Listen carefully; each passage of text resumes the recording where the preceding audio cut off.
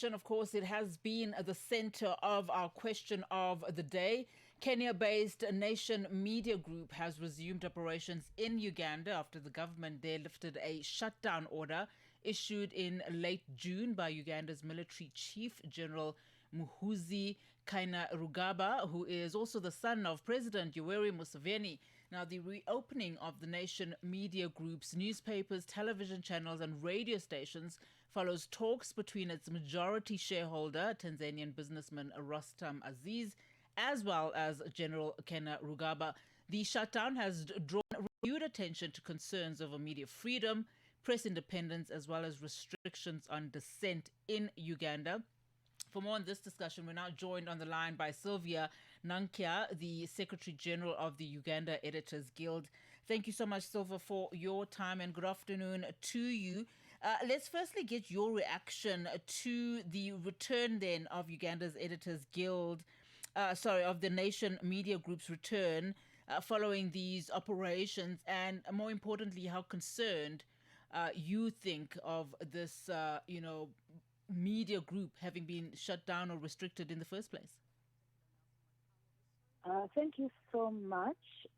Earlier, when the Nation Media Group was closed, we objected to the manner in which the closure was handled, because for an industry that has a regulator, it was first of all illegal and unheard of that security can just come in the middle of the night and say, close, we are going to take over this media house.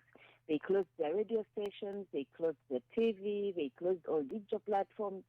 So we thought that the manner in which this was handled was not right. But we appreciate the fact that they have negotiated and agreed to reopen the media house. Although we haven't seen them work today, I think there's a lot they have to put in place before we see them on the air. We see them on air once again. But we appreciate that they got to this decision, and we are looking forward to the Nation Media Group reopening again, because that's a gap that everyone in Uganda felt. We needed an independent voice, which Nation Media Group was providing through all its platforms, and the public was yearning to have it. A government that is accountable to its people cannot close the media, cannot stop the media from operating, and cannot stop free expression. So we are glad that the two teams have negotiated and agreed to bring back the independent voice that Nation Media was providing for us. And perhaps the more concerning thing is now that, it has been allowed to operate, there are fundamental concerns around the appreciation for press freedom, for, press independence, and of course, some of these restrictions. Just going forward and in the interim, what steps should the government then take to reassure not only journalists, but also international observers, as well as, civil society, around its commitment to ensure press freedom?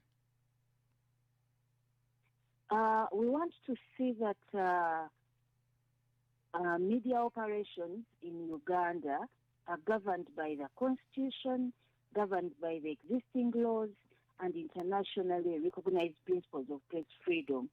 Otherwise, the restrictions will continue if we do not follow the law. We have a regulator in place. If there is anything that the government is not happy with, let them run to the regulator. Because with the regulator, investigations can go on, and they can work within the law to ensure that the media house that is supposedly breaking the law is handled in the appropriate ways. If we work outside the law, we are likely to see more of these attacks. We are likely to see more suppression. We are likely to see more journalists being battered on the streets, and so many other ills that we have seen in the recent past. So my call is that government entities should respect the law, respect the Constitution, respect media laws, and respect all the international protocols that we have gazetted and endorsed as a country. And are you confident then, as your organization, the Editors Guild, that the safeguards that you speak of will hold, given the fact that there are some, systemic concerns around appreciating press freedom? Come again, please, with the question. Are you confident that the safeguards that you speak of, going the independent body route and the regulatory body route, as one example, will hold? Given just what we've seen with this particular media group, and also given the fact that there are some fundamental issues around appreciation of press freedom.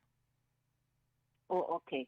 I understand. I know that quite often we have had disputes between media organization and state institutions, but there are so many times when these two entities have come to the table and discussed a way out, sometimes with tighter restrictions, but I believe that with dialogue we can get to an understanding so that people in government offices, the politicians, and security understand that the media is not their enemy, that the media is actually working in their favor.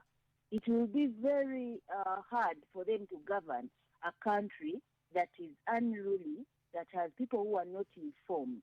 But the moment they fail to understand that, that's when you will see them treating the media as an enemy of government. Yeah. So for us to think that we shall continue talking to them, we shall continue sending the message and pointing out the ills and showing them that this is what we have to do as a country to ensure that we get, we have what we call the democratic development that everyone is talking about.